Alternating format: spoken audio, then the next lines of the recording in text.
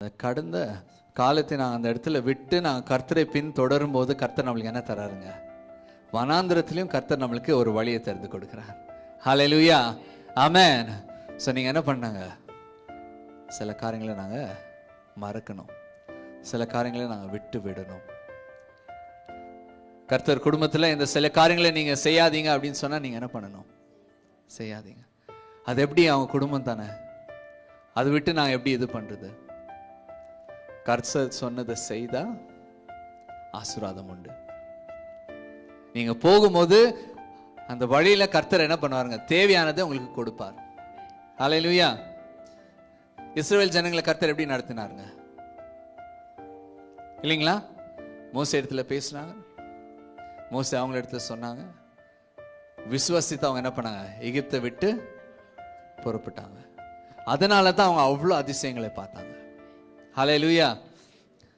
அதே போல நாங்களும் என்ன பண்ணுனாங்க?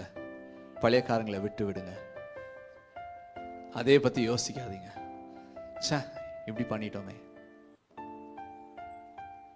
இது மாத்தி இருந்தா நல்லா இருந்திருக்குமே, இது அப்பவே செஞ்சிருந்தா நல்லா இருந்திருக்குமே. அந்த காரியங்களை சொல்றதை நீங்க நிறுத்துங்க. கர்த்தாவே, நீங்க என்ன சொல்றீங்களோ அதை நான் செய்ய போறேன். ஹல்லேலூயா.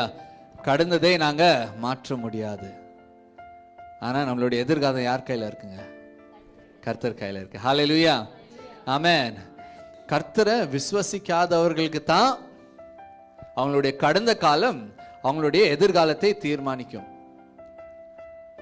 ஆனா கர்த்தருக்குள்ள இருக்கிறவங்களுக்கு அவங்களுடைய கடந்த காலம் அவங்களுடைய எதிர்காலத்தை தீர்மானிக்காது. ஏன்னா கர்த்தர் மாற்ற வல்லவரா இருக்கிறார்.